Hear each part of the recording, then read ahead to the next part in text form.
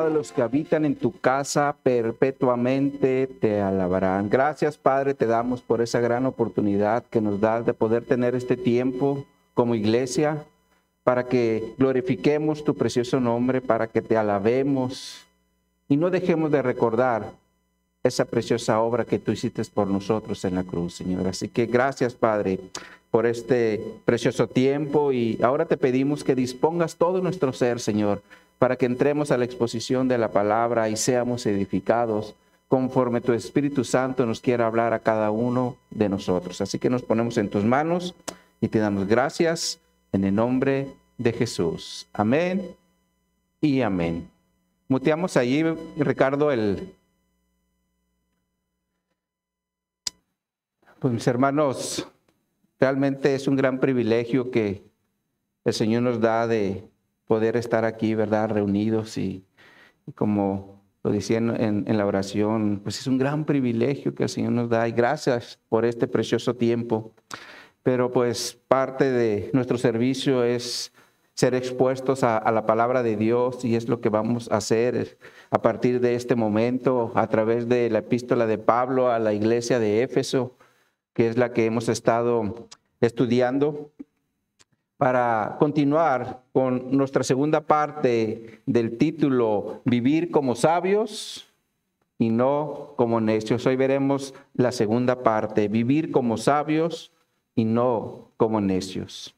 Ahora, trayendo un poco de contexto, en la semana pasada vimos que el apóstol Pablo nos estuvo exhortando a que veamos cómo estamos viviendo nuestra vida cristiana, porque debemos de ser diligentes en todo lo que hagamos, es decir, poner atención a cada paso que estemos dando. Por ejemplo, si hablamos en relación a los hijos, nosotros como padres, si no estamos actuando con diligencia con nuestros hijos, será muy fácil pensar que solamente debemos de ser proveedores, cuando eso, mis hermanos, solamente es una parte de nuestra responsabilidad como padres. Porque la palabra de Dios nos dice en Proverbios capítulo 22, verso 6, sobre todo a los padres, nos dice: instruye al niño en su camino, y cuando fuere viejo no se apartará de él.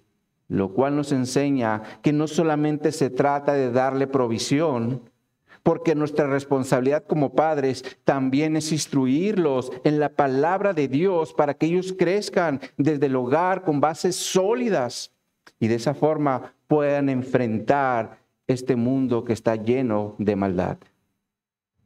Ahora, por otro lado, no perdamos de vista que la familia es el primer medio que los hijos tienen para la socialización. Y si los hijos se desarrollan en una familia donde los padres solo se preocupan por la provisión y no por la instrucción, los hijos van a crecer en un círculo disfuncional porque no recibieron valores, disciplina, corrección y una relación con sus padres. Definitivamente, mis hermanos, debemos ser diligentes como padres para que nuestros hijos reciban ciertamente provisión, pero también dirección y corrección. Ahora, la diligencia definitivamente se puede aplicar a muchas áreas de nuestra vida, porque también aplica al trabajo, a la escuela, a nuestras relaciones personales y, por supuesto, en la iglesia. Por eso Pablo dice: miren con diligencia cómo andan. Es decir, cómo están viviendo su vida cristiana, para que no vivan como los necios, más bien vivan como los sabios, porque estamos viviendo en tiempos malos, así como los vivió Noé en su generación. Entonces, bajo este contexto, mis hermanos, les invito a abrir su Biblia en la epístola a los Efesios capítulo 5 para que leamos la segunda parte del texto base donde nos quedamos pendientes. Vamos a leer los versículos del 17 al 20. Efesios capítulo 5, versos 17 18, 19 y 20. Nos dice la palabra de Dios: por tanto, no seáis insensatos, sino entendidos de cuál sea la voluntad del Señor. No os embriaguéis con vino en el cual hay disolución. Antes bien, sed llenos del Espíritu, hablando entre vosotros con salmos, con himnos y con cánticos espirituales, cantando y alabando al Señor en nuestros corazones, dando siempre gracias por todo al Dios y Padre en el nombre de nuestro Señor Jesucristo. Cuando un hombre o una mujer llega a la edad de 30 años, por lo regular vamos a escuchar comentarios como está en su plena vida, más bien, ¿verdad? Está en la plenitud de su vida a los 30 años. Está en la plenitud de su vida porque su fuerza y su vigor están al máximo. Sin embargo, los que llegamos a los 50, vamos a empezar a experimentar limitaciones en ciertas áreas, porque la realidad es que ya no vamos a poder hacer muchas cosas que hacíamos cuando teníamos 30. Aunque nuestra mente se siente de 30, pero nuestro cuerpo no, y ya no reacciona igual.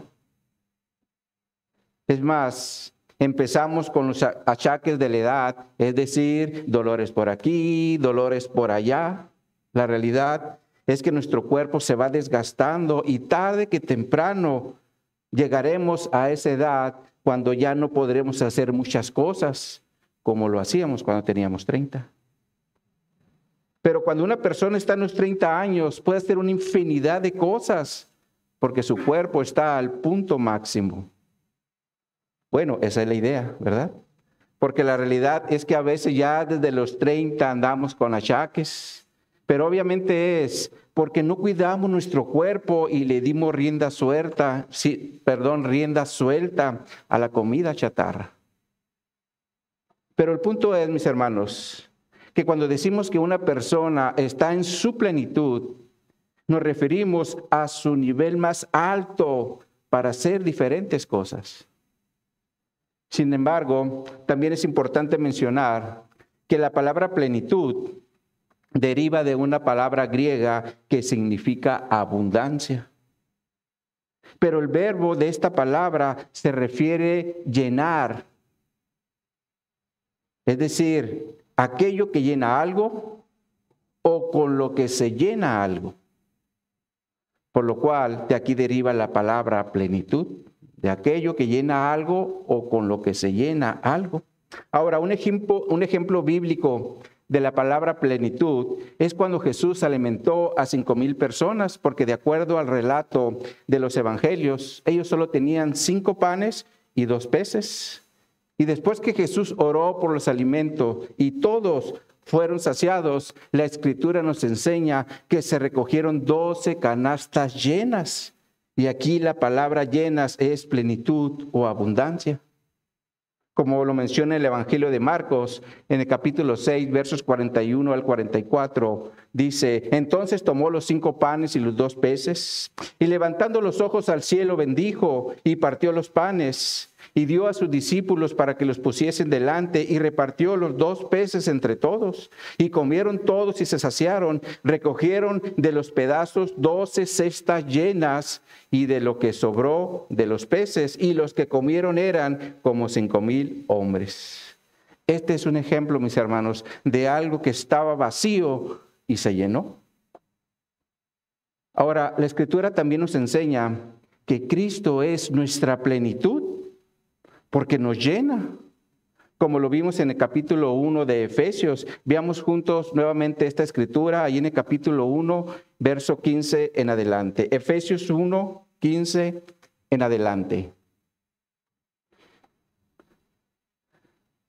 Dice Pablo aquí: por esta causa también yo, habiendo oído de vuestra fe en el Señor Jesús y de vuestro amor para con todos los santos, no ceso de dar gracia por vosotros, haciendo memoria de vosotros en mis oraciones, para que el Dios de nuestro Señor Jesucristo, el Padre de gloria, os dé espíritu de sabiduría y de revelación en el conocimiento de Él, alumbrando los ojos de vuestro entendimiento, para que sepáis cuál es la esperanza a la que os ha llamado y cuáles las riquezas de la gloria de su herencia en los santos y cuál la supreeminente grandeza de su poder para con nosotros los que creemos según la operación del poder de su fuerza, la cual operó en Cristo, resucitándole de los muertos y sentándole a su diestra en los lugares celestiales, sobre todo principado y autoridad y poder y señorío, y sobre todo nombre que se nombra no solo en este siglo, sino también en el venidero. Y sometió todas las cosas bajo sus pies, y los dio por cabeza sobre todas las cosas a la iglesia,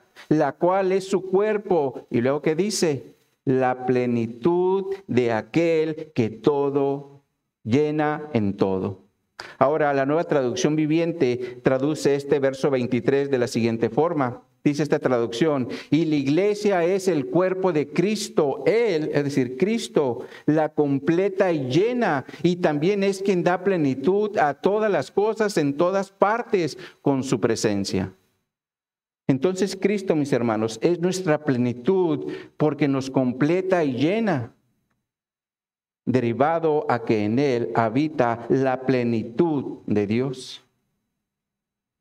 Como también la Escritura nos lo enseña en Colosenses capítulo 2, versos 9 y 10, donde nos dice: porque en Él, es decir, en Cristo, habita corporalmente toda la plenitud de la deidad, y vosotros estáis completos en Él, que es la cabeza de todo principado y potestad. Por lo cual, si nosotros estamos en Cristo, estamos completos y estamos llenos.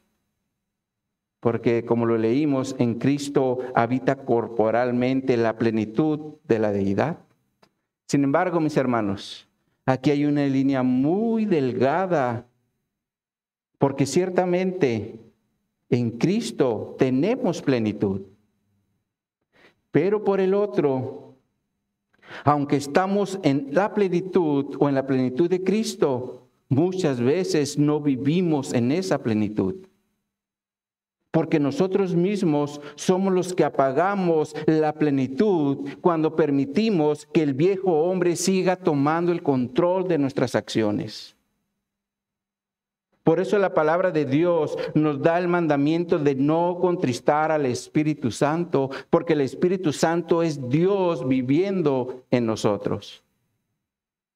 Como lo enseña Pablo en Efesios capítulo 4, versos 26 al 32, donde primeramente nos da una lista de cosas que contristan al Espíritu Santo. Dice Pablo: airaos, pero no pequéis, no se ponga el sol sobre vuestro enojo, ni deis lugar al diablo. El que hurta, no hurte más, sino que trabaje haciendo con sus manos lo que es bueno, para que tenga que compartir con el que padece necesidad.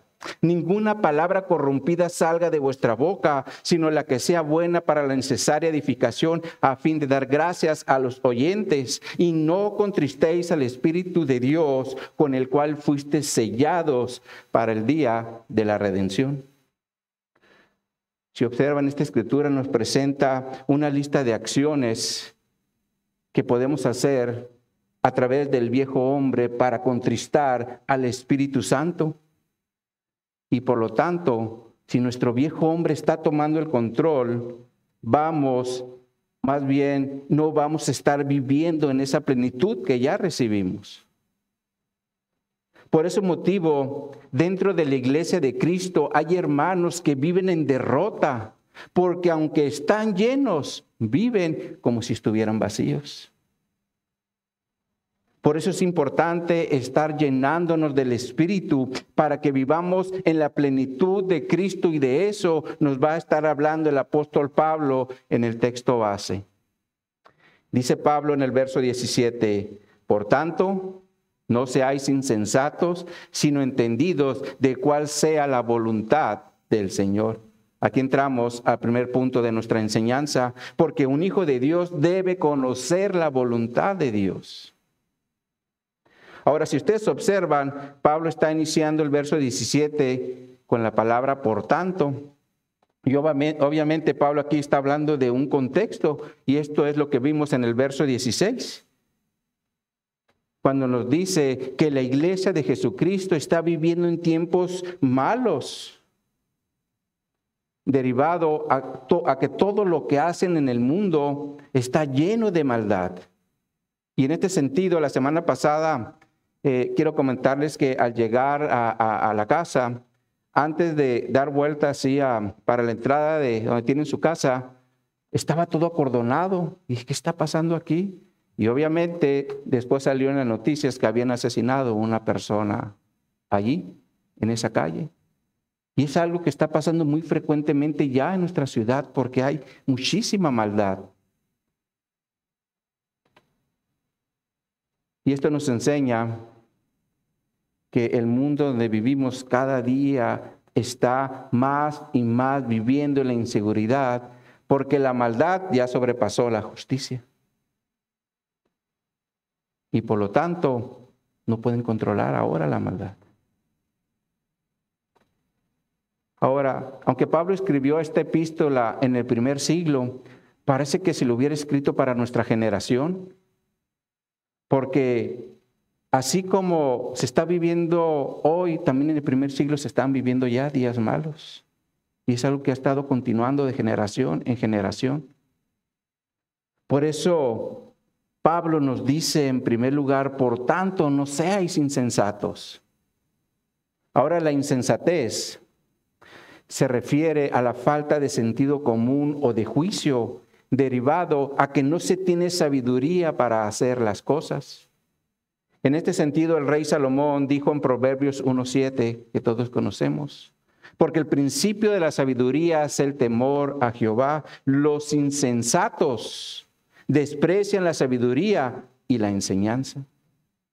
Por lo cual, si un hombre o una mujer hace las cosas con insensatez, obviamente va a hacer las cosas sin sabiduría y sin temor a Dios. Ahora, en este sentido, actualmente hay muchos hombres y mujeres que asisten a iglesias de rubro evangélico, donde hay servicios llenos de insensatez, al punto, mis hermanos, que a veces no lo podemos creer, y ustedes lo han visto en las redes sociales, donde vemos a hombres y mujeres actuando sin sabiduría y sin temor a Dios. Ahora, lo más triste de esto es que aunque van a una iglesia evangélica, su insensatez los está descalificando para estar en la presencia de Dios, como lo menciona el salmista en el Salmo 5:5, donde nos dice, los insensatos no estarán delante de tus ojos. Aborreces a todos los que hacen iniquidad. Por lo cual, mis hermanos, no solo se trata de ir a una iglesia, porque nuestra responsabilidad es tener reuniones con sabiduría y con temor a Dios. En este sentido, me ha tocado ir a algunas reuniones de iglesias que se supone son de sana doctrina, pero de repente cuando estás ahí en la reunión, se empieza a hacer un desorden porque empiezan con la glosolalia y empiezan a hablar en lenguas y hacen cosas o emiten sonidos con su boca que nadie entiende. Cuando esto, mis hermanos, es algo contrario a lo que nos enseña la palabra de Dios por medio de Pablo a la iglesia de Corinto, en su primer carta, en el capítulo 14. Veamos esta escritura para que veamos qué instrucciones nos da aquí el Señor. Ciertamente vamos a hacer una lectura amplia, pero vamos a ir viendo todo el contexto de la instrucción que Pablo nos está dando aquí. 1 Corintios capítulo 14, y vamos a leer a partir del verso 6. Dice aquí la palabra de Dios. Ahora pues, hermanos, si yo voy a vosotros hablando en lenguas, ¿qué os aprovechará si no hablare con revelación o con ciencia o con profecía o con doctrina? Ciertamente, las cosas inanimadas que producen sonido, como la flauta o la cítara, si no dieren distinción de voces, ¿cómo se sabrá lo que se toca con la flauta o la cítara? Si la trompeta, diere sonido incierto, ¿quién se preparará para la batalla? Así también vosotros, si por la lengua no dieres palabra bien comprensible, ¿cómo se entenderá lo que decís? Porque hablaréis al aire. Tantas clases de idiomas hay seguramente en el mundo, y ninguno de ellos carece de significado. Pero si yo ignoro el valor de las palabras, seré como un extranjero para el que habla, y el que habla será como un extranjero para mí. Así también vosotros, pues que anheláis dones espirituales, procurad andar en ellos. ¿Y para qué dice? Para edificación de la iglesia. Por lo cual, el que habla en lengua extraña, pida en oración poder interpretarla. Pues si yo oro en lengua desconocida, mi espíritu ora, pero mi entendimiento queda sin fruto. ¿Qué pues? Oraré con el espíritu, pero oraré también con el entendimiento. Cantaré con el espíritu, pero cantaré también con el entendimiento. Porque si bendices solo con el espíritu, el que ocupa el lugar de simple oyente, ¿cómo dirá el amén a tu acción de gracias? Pues no sabe lo que has dicho. Porque tú a la verdad bien das gracias, pero el otro no es edificado. Doy gracias a Dios que hablo en lenguas más que todos vosotros, dice Pablo. Pero en la iglesia prefiero hablar 5 palabras con entendimiento. ¿Para qué dice? Para enseñar también a otros que 10,000 palabras en lengua desconocida. Hermanos, no seáis niños en el modo de pensar, sino sed niños en la malicia, pero maduros en el modo de pensar. En la ley está escrito en otras lenguas, y con otros labios hablaré a este pueblo, y ni aun así me oirán, dice el Señor. Así que las lenguas son por señal, no a los creyentes, sino a los incrédulos. Pero la profecía no a los incrédulos, sino a los creyentes. Si pues toda la iglesia se reúne en un solo lugar y todos hablan en lenguas y entran indoctos o incrédulos, ¿no dirán que están locos? Pero si profetizan, es decir, si hablan el mensaje de la palabra de Dios y entra algún incrédulo o indocto, por todos es convencido, por todos es juzgado. Lo oculto de su corazón se hace manifiesto, y así, postrándose sobre el rostro, adorará a Dios, declarando que verdaderamente Dios está entre vosotros. ¿Qué hay pues, hermanos, cuando os reunís? Cada uno de vosotros tiene salmo, tiene doctrina, tiene lengua, tiene revelación, tiene interpretación de lengua. Hágase todo para edificación. Si habla alguno en lengua extraña, esto por 2, a lo más por 3, y por turno, y uno interprete. ¿Se dan cuenta del lineamiento? Dice que debe haber máximo 3. No toda la iglesia hablando. Pero después nos da otro lineamiento en el verso 28, donde nos dice, si no hay intérprete, calle en la iglesia y hable para sí mismo y para Dios.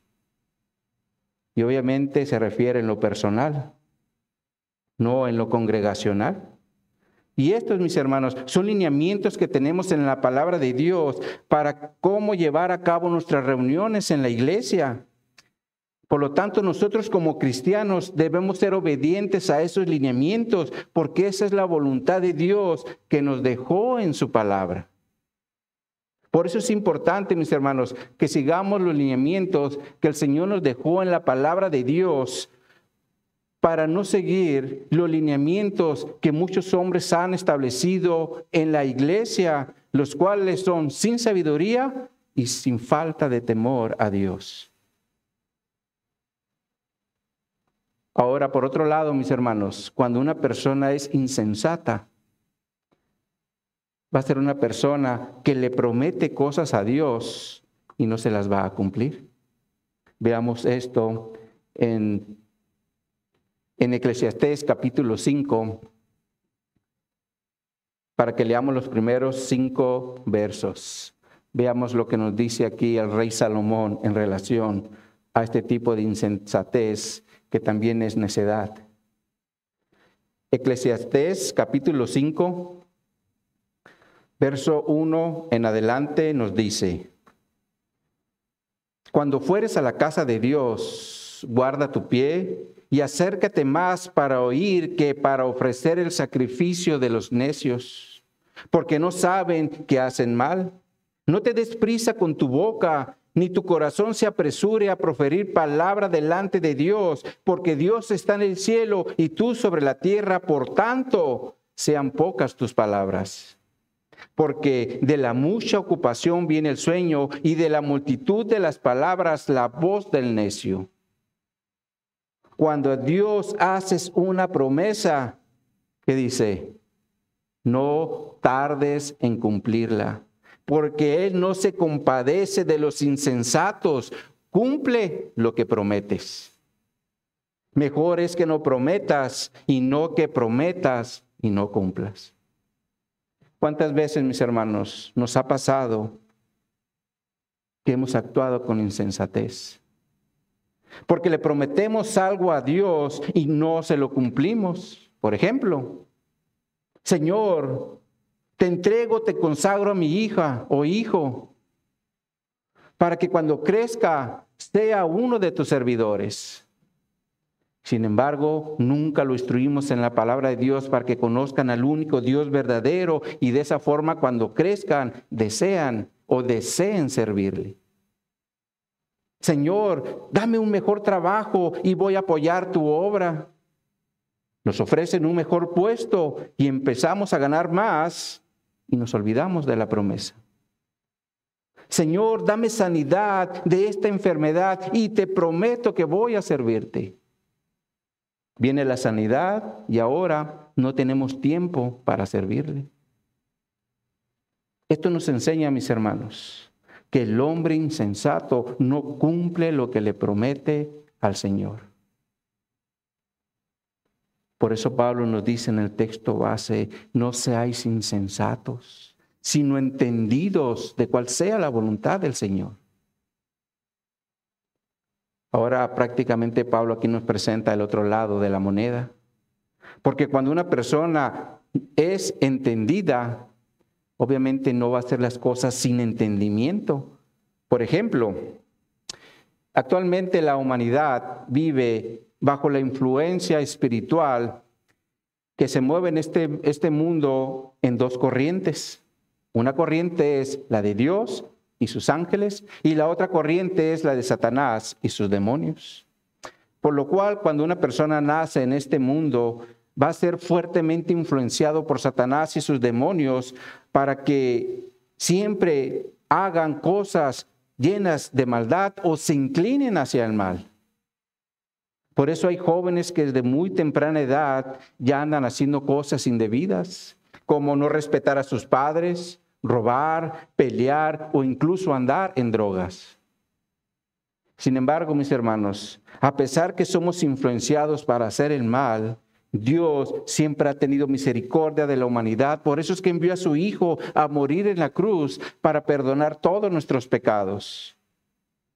Y cuando nosotros creemos en Él, es decir, en Jesús, en el Evangelio, nuestra influencia ahora va a ser por medio del Espíritu Santo que viene a morar en nuestra vida. Y de esa forma ahora vamos a buscar hacer el bien, pero con entendimiento de cómo es que vive el mundo, porque el mundo está bajo el maligno, como Juan lo menciona en 1 de Juan capítulo 5, verso 19, donde dice: sabemos que somos de Dios y el mundo entero está bajo el maligno. La realidad que hay mucha gente ahí afuera que no tiene este entendimiento porque incluso se creen ser hijos de Dios, pero viven como si Dios no existiera. Porque ellos siguen viviendo bajo la influencia de Satanás y sus demonios. Ahora, Dios, mis hermanos, no nos sacó de las tinieblas para que sigamos viviendo en ellas. Por eso es que nos dio entendimiento para que podamos obedecer su palabra. En este sentido, el salmista escribió en el Salmo 111:10, el principio de la sabiduría es el temor de Jehová. Buen entendimiento tienen todos los que practican sus mandamientos. Su loor permanece para siempre. Por lo cual, si queremos ser hombres y mujeres con sabiduría, debemos temer a Dios y practicar los mandamientos que Él nos dejó en su palabra, porque aquí es donde está su voluntad. Ahora Pablo, mis hermanos, después de darnos estos dos mandamientos, es decir, en no ser insensatos, sino entendidos, para saber cuál es la voluntad de Dios, que obviamente sabemos que la vamos a encontrar aquí, ahora nos presenta otros dos mandamientos en el verso 18 del texto base, donde nos dice, no os embriaguéis con vino en el cual hay disolución, antes bien sed llenos del Espíritu. Y aquí entramos a nuestro segundo punto de la enseñanza, porque un hijo de Dios debe ser lleno del Espíritu. A través de toda la historia de la humanidad, vamos a encontrar que al hombre y a la mujer les gusta reunirse para celebrar algo o también para recordar algo. Por ejemplo, hablando de las celebraciones, muchas de las reuniones son para celebrar un cumpleaños, un aniversario de boda o una quinceañera. Pero también, por otro lado, tenemos las reuniones que son para celebrar un hecho histórico. Por ejemplo, aquí en nuestro país, en México, tenemos la celebración del Día de la Independencia. O también tenemos la celebración de un nacimiento de alguien importante. En nuestro caso es el natalicio de don Benito Juárez, ¿verdad? Ahora, por otro lado, yéndonos a la palabra de Dios, vamos a encontrar que Dios también estableció ciertas celebraciones para que el pueblo de Israel siempre las recordara y las celebrara año con año. Y lo hizo con el motivo de que sus generaciones siempre recordaran esa fiesta. Y me refiero a la fiesta de los tabernáculos. Como lo menciona el libro de Levítico en el capítulo 23, nos dicen los versos 41 al 43. Y le haréis fiesta a Jehová por 7 días cada año. Será estatuto perpetuo por vuestras generaciones. En el mes séptimo lo haréis. En tabernáculos habitaréis 7 días, todo natural de Israel habitará en tabernáculos, para que sepan vuestros descendientes que en tabernáculos hice yo habitar a los hijos de Israel, cuando los saqué de la tierra de Egipto, yo Jehová vuestro Dios.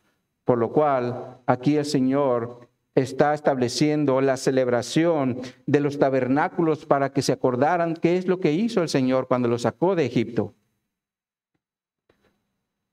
Sin embargo, mis hermanos, en relación a la iglesia, también el Señor nos dejó instrucciones para que nos reunamos y también para que recordamos algo. Y lo que debemos estar recordando siempre que nos reunimos es la obra de Cristo en la cruz. Por eso también nos dejó la ordenanza de la cena del Señor, para estar recordando esa obra. Pero también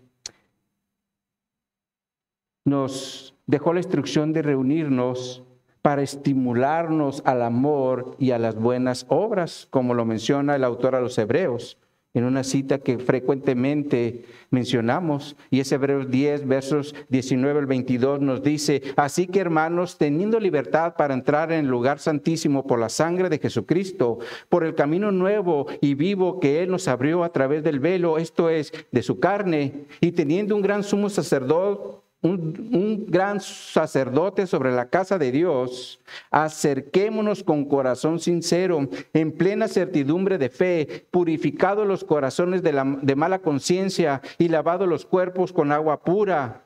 mantengamos firmes sin fluctuar la profesión de nuestra esperanza, porque fiel es el que prometió. Y considerémonos unos a otros para estimularnos al amor y a las buenas obras, no dejando de congregarnos como algunos tienen por costumbre, sino exhortándoos, y tanto más cuando veáis que aquel día se acerca. La realidad, mis hermanos, que el reunirnos como iglesia es algo importante. Y si nosotros, mis hermanos, somos hijos de Dios, debemos congregarnos porque esa es la voluntad que el Señor nos dejó en su palabra. Pero el punto aquí es, mis hermanos, que para todos se han establecido reuniones. Solo que en el caso de las personas que son del mundo, es decir, que no son cristianas, en la mayoría de sus reuniones hay bebidas embriagantes. Y todos de alguna manera o forma hemos sido testigos de eso porque tenemos familiares que no son creyentes. Hacen sus reuniones, inmediatamente sale la aguilita negra, ¿verdad? Sin embargo, un dato interesante que encontré en relación al alcohol es que muchos piensan que el alcohol es un estimulante, pero esto es una mentira. Y es una mentira que Hollywood nos ha metido en la cabeza, porque normalmente en sus películas vemos a alguien que va a hacer algo de valentía. ¿Qué es lo que vemos? Primero se avienta un trago y luego se avienta a hacer lo que va a hacer, ¿verdad? Nos hacen pensar que eso es lo que necesitamos para que nos estimule a hacer algo, lo cual es totalmente contrario a lo que nos enseña la farmacología, porque las bebidas embriagantes son depresivas y no estimulantes, las cuales afectan el dominio propio, la sabiduría, la comprensión, el juicio, el equilibrio y el poder evaluar las cosas. Sin embargo, el Espíritu Santo opera en un sentido contrario.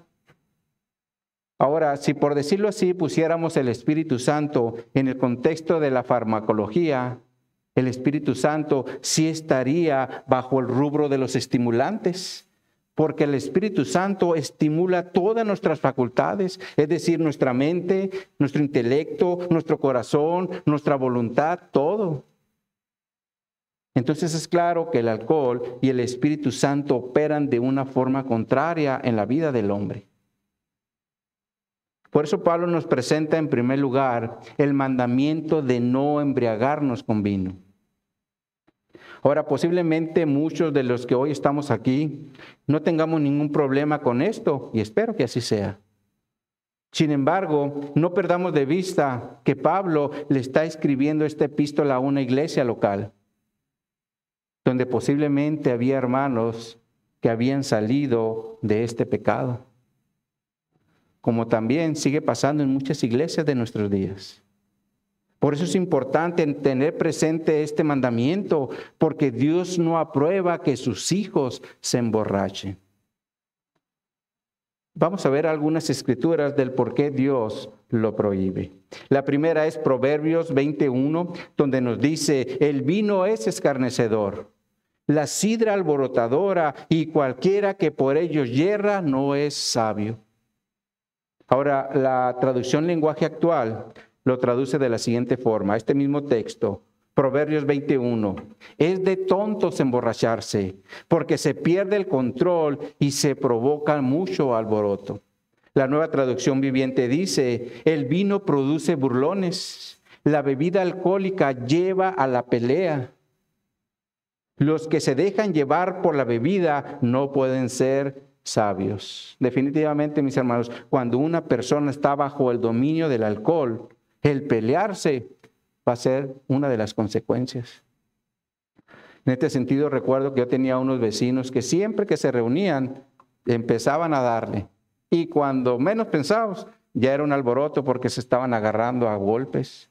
Y en una ocasión incluso hasta el papá lo golpearon. Pero eso es porque el alcohol los incita para que lo hagan, para que se quieran agarrar a golpes. Y ahí sí, sin importarles si es papá, si es mamá, o sea, es tremendo.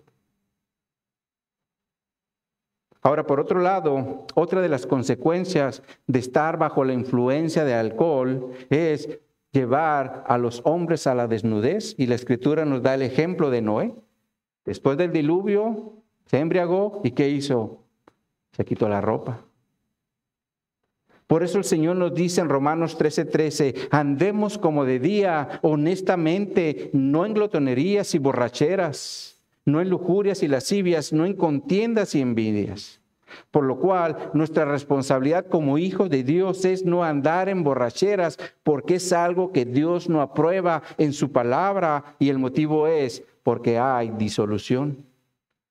Ahora, la palabra disolución en griego significa insensatez y realmente es un sinónimo de la necedad. Por ese motivo, cuando una persona está borracha, es una persona necia, porque está bajo el dominio del alcohol. Ahora, Pablo, después de presentarnos el mandamiento de no emborracharnos, nos da el mandamiento de ser llenos del Espíritu. Cuando dice, antes sed llenos del Espíritu. Y aquí es importante poner atención a la palabra sed, la cual es un verbo presente e imperativo. Por lo tanto, se refiere a algo que debemos estar haciendo constantemente o siempre. Y eso es ser llenos del Espíritu. Y como Espíritu inicia con la palabra E en mayúscula, sabemos que se refiere al Espíritu Santo. Cuando la E es minúscula, se refiere a nuestro espíritu. Y aquí se está refiriendo al Espíritu Santo, el cual es la tercera persona de la Trinidad que mora dentro de nosotros.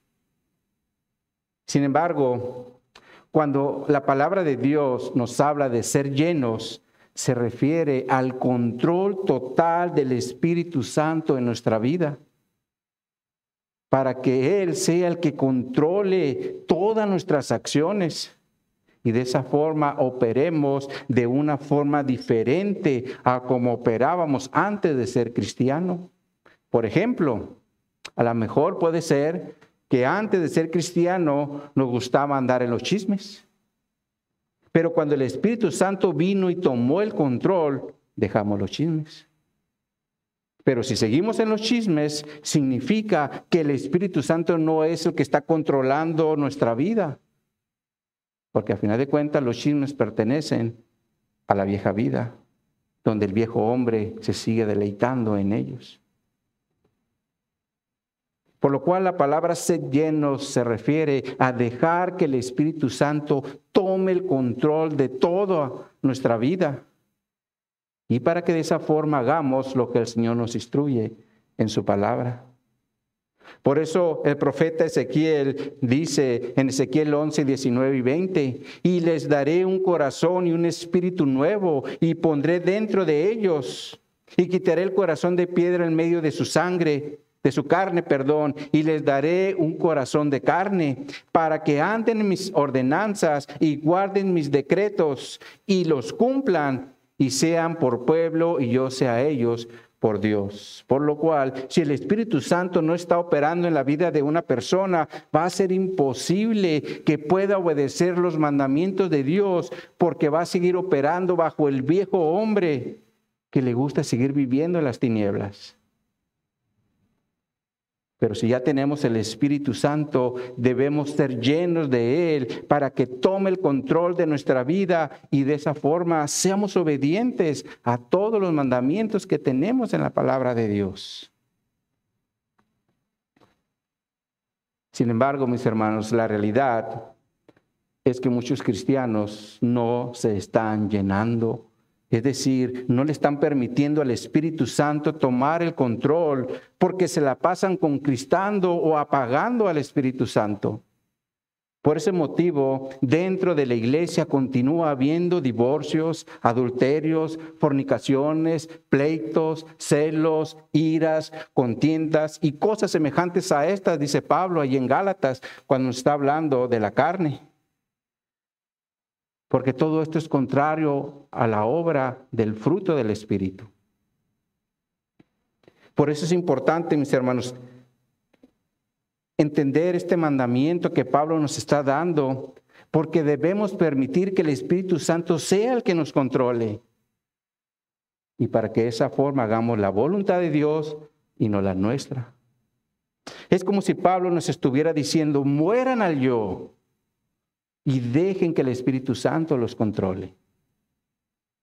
Ahora, por otro lado, también es importante comentar que la llenura del Espíritu Santo también está relacionada con una capacidad especial que podemos recibir de parte de Dios para hacer algo específico. Por ejemplo, cuando Dios le dio instrucciones a Moisés en relación al tabernáculo, le dijo que iba a llenar a ciertos hombres con su espíritu para que hicieran lo que le había mandado.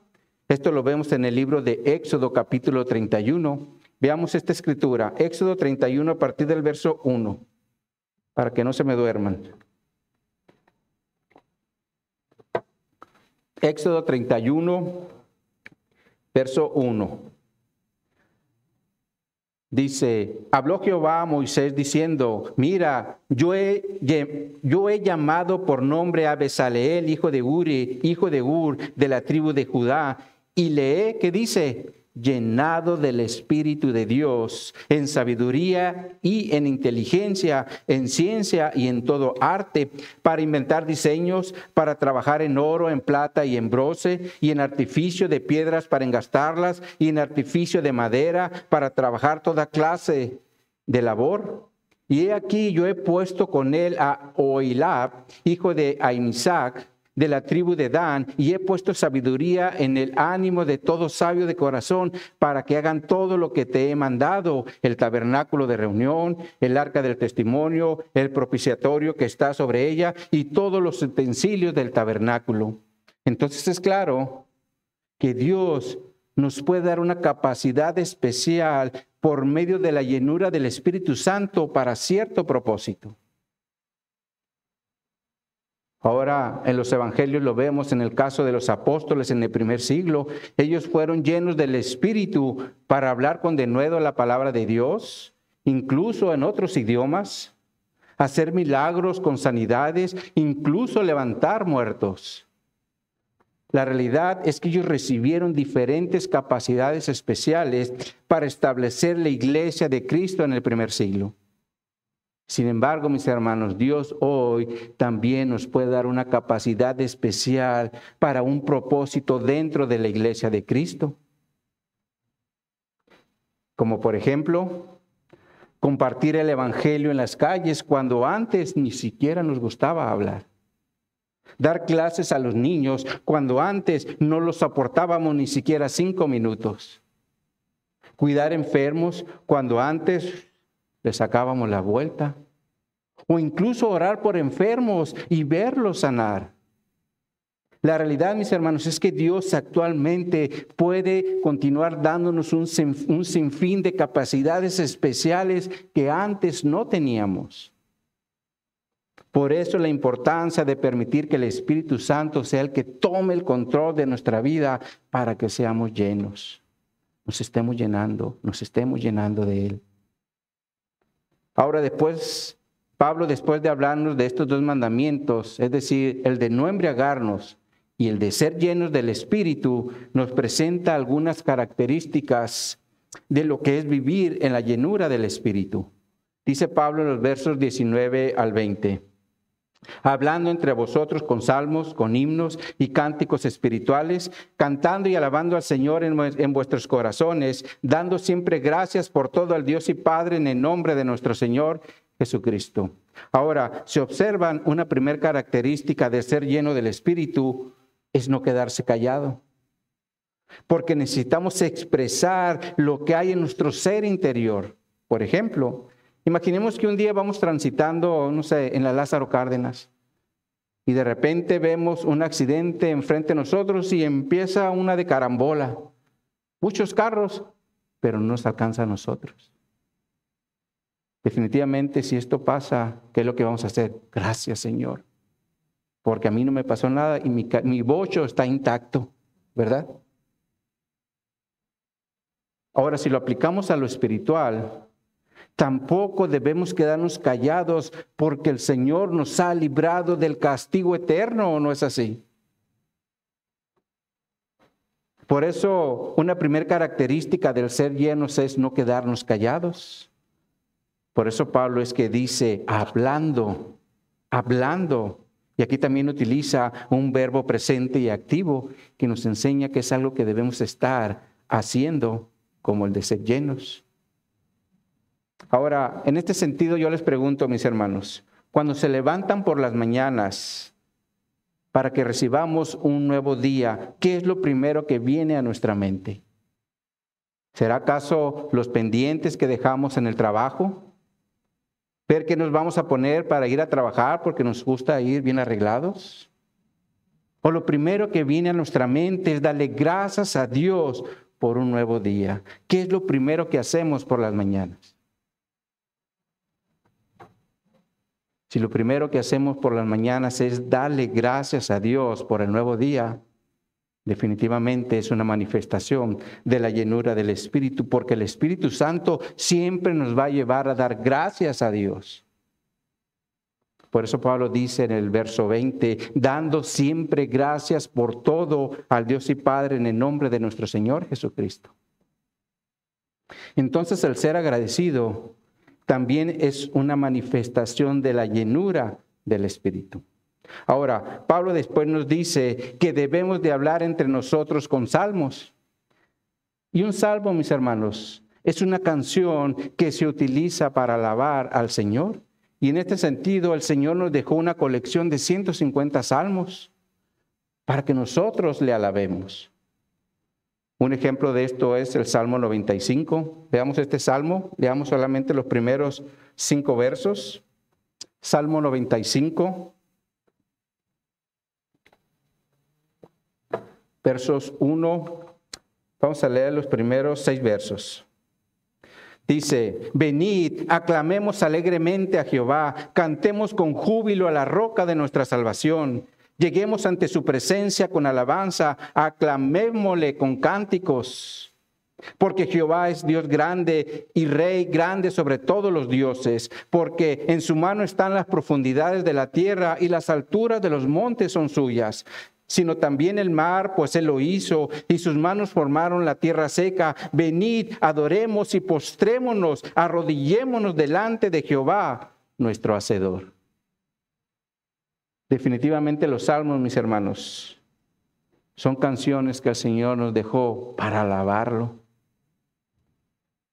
Ahora también Pablo menciona los himnos, y los himnos son poesía cantada, la cual es utilizada para estimular al pueblo de Dios. Veamos un ejemplo. Vayan en su Biblia, Deuteronomio capítulo 32. Y leamos los versos 43 en adelante. Deuteronomio 32, versos 43 en adelante.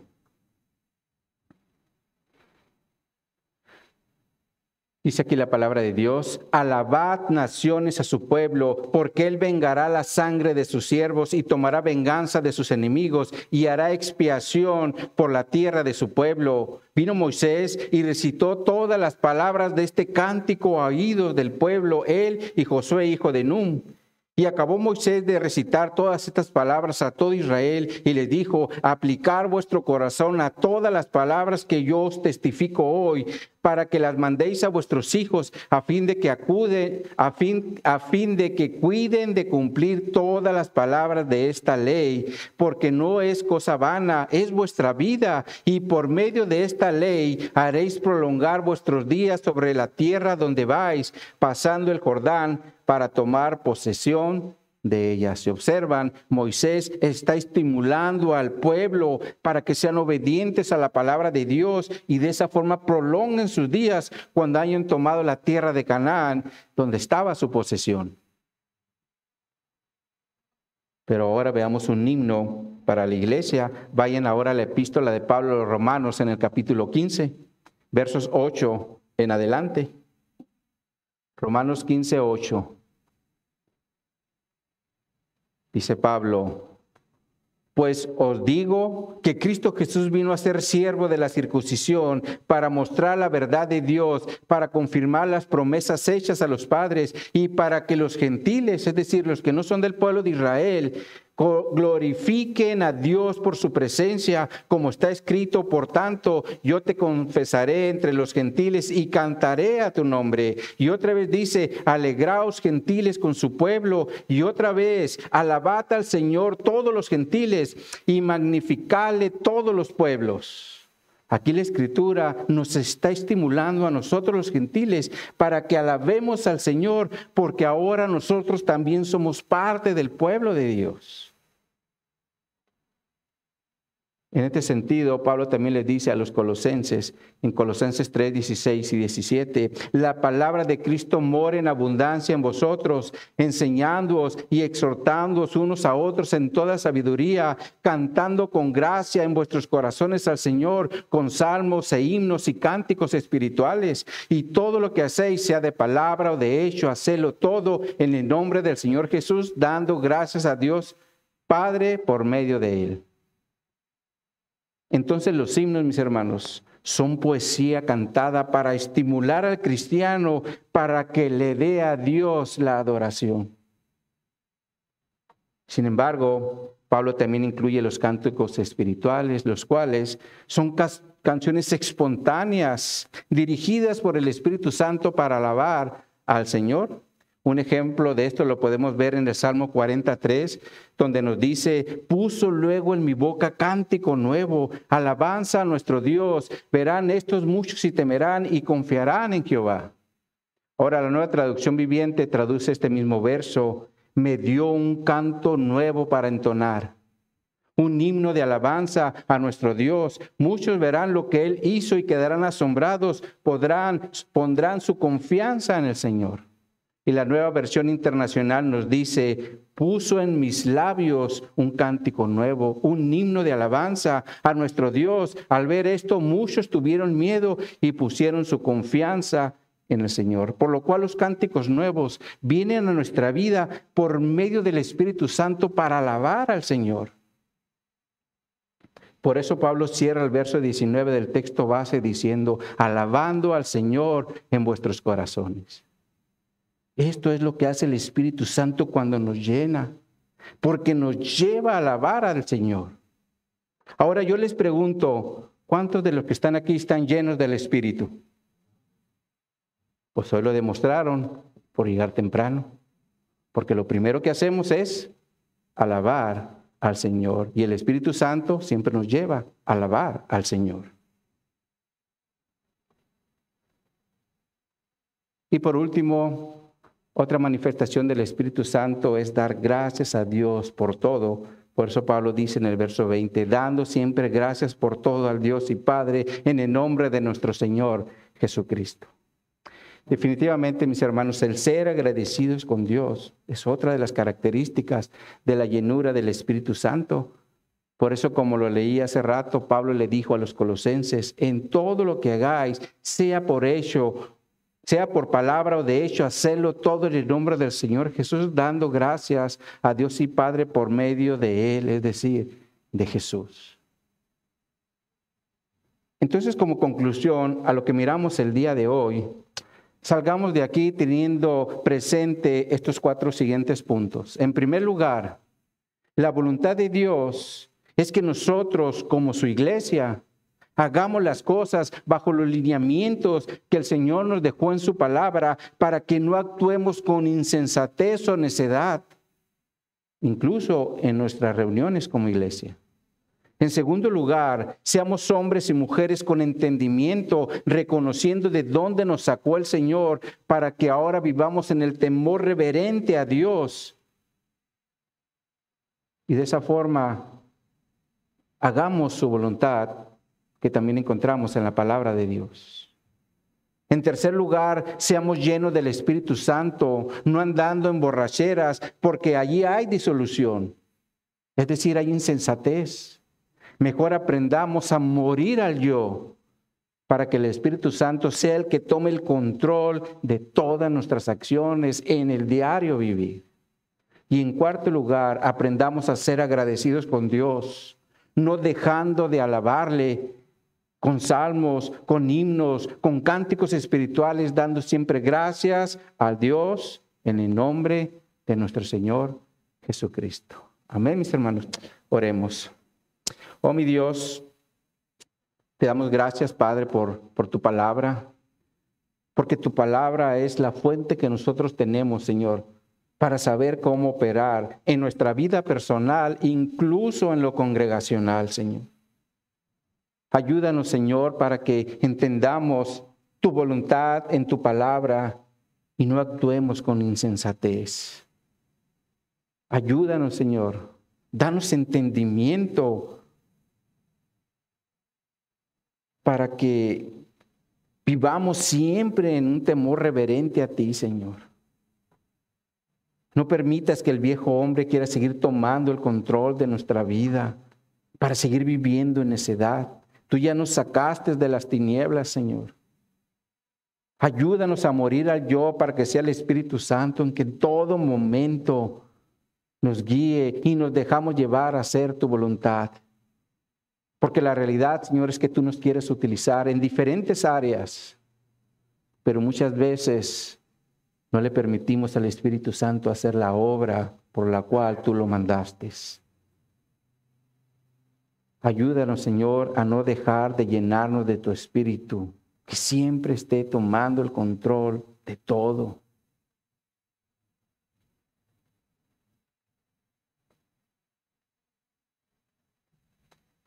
Y sobre todo, Señor, que cada vez que abremos nuestros ojos a un nuevo día, te lo agradezcamos, Señor, porque hay muchos que no se han levantado.